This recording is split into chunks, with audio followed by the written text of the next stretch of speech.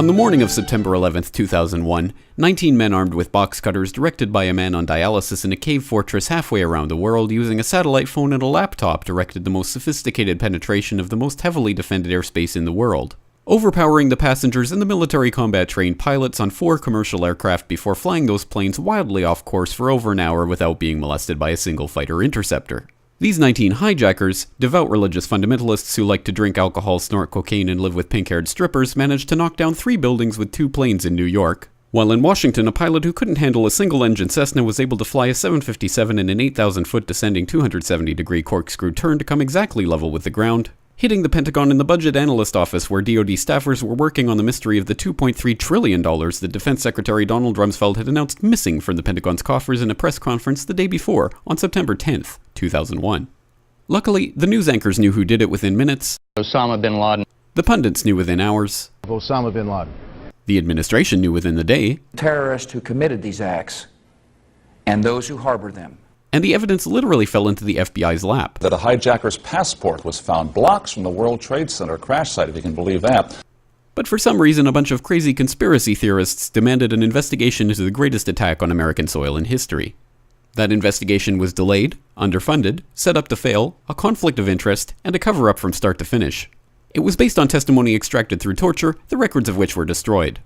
It failed to mention the existence of WTC-7, Able Danger, P-TECH, Sibel Edmonds, OBL and the CIA, and the drills of hijacked aircraft being flown into buildings that were being simulated at the precise same time that those events were actually happening.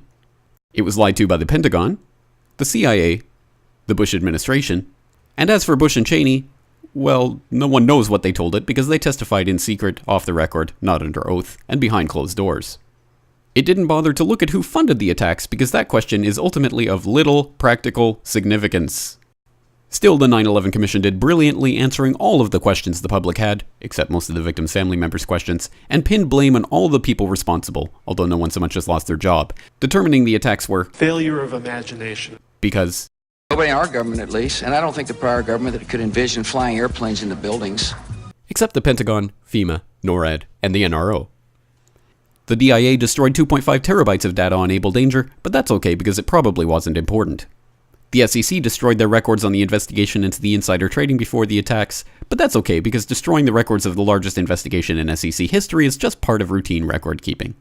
NIST has classified the data that they used for their model of WTC-7's collapse, but that's okay because knowing how they made their model of the collapse would jeopardize public safety. The FBI has argued that all material related to their investigation of 9/11 should be kept secret from the public, but that's okay because the FBI probably has nothing to hide. This man never existed, nor is anything he had to say worthy of your attention, and if you say otherwise, you are a paranoid conspiracy theorist and deserve to be shunned by all of humanity. Likewise him, and her, and her, and her, and him. Osama bin Laden lived in a cave fortress in the hills of Afghanistan, but somehow got away. Then he was hiding out in Tora Bora, but somehow got away.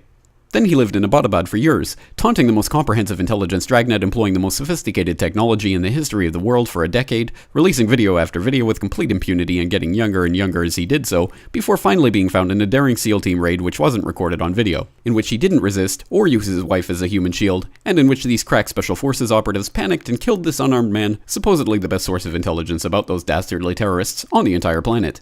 Then they dumped his body in the ocean before telling anyone about it. Then a couple dozen of that team's members died in a helicopter crash in Afghanistan. This is the story of 9/11, brought to you by the media which told you the hard truths about his head could be seen to move violently forward.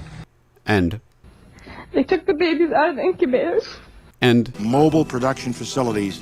And the rescue of Jessica Lynch.